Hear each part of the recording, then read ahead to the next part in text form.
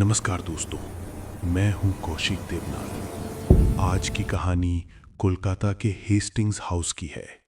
Hastings house Kolkata के अलीपुर इलाके में स्थित हेस्टिंग्स हाउस बाहर से जितना शांत दिखता है, अंदर से उतना ही बेचैन है।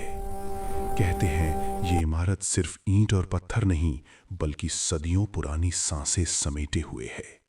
2018 में कलकत्ता यूनिवर्सिटी के महिला कॉलेज में पढ़ने आई अनन्या को इसी इमारत के हॉस्टल में कमरा मिला। कमरा बड़ा था, छत बहुत ऊंची और दीवारें अजीब तरह से ठंडी रहती थीं। पहली ही रात उसे लगा जैसे कोई उसे देख रहा हो, लेकिन उसने इसे नए माहौल का डर समझकर नजरअंदाज कर दिया। तीसरी रात ठीक 2:17 पर उसकी नींद अचानक खुल गई। कॉरिडोर से किसी के चलने की आवाज आ रही थी, क्लिक क्लैक, जैसे पुराने जमाने के जूते पत्थर के फर्श पर चल रहे हों।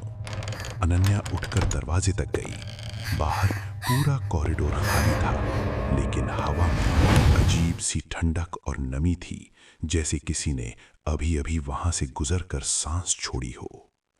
अगले दिन कॉलेज की लाइब्रेरी में उसे एक पुराना रजिस्टर मिला। उसकी जिल्द घिस चुकी थी और पन्ने पीले पड़ गए थे। आखिरी पन्नों पर लिखा था, रोल कॉल, गवर्नर्स रेजिडेंस।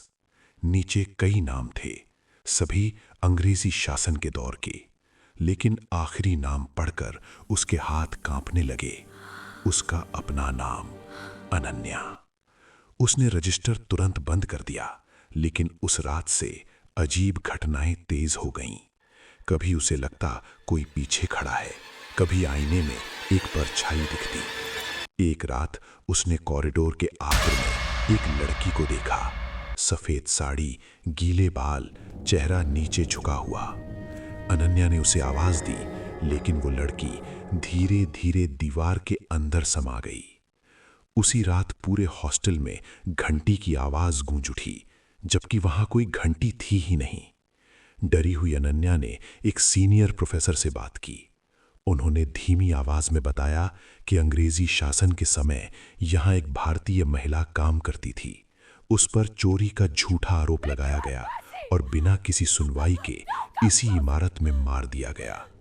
कहा जाता है उसकी आत्मा आज भी यहां भटकती है और हर रात हाजिरी लेती है। जिसका नाम रजिस्टर में आ जाए वो अगला निशाना होता है। अनन्या ने हॉस्टल छोड़ने का फैसला कर लिया, लेकिन आखिरी रात ठीक 2:17 पर उसके दरवाजे पर दस्तक हुई। Knock knock.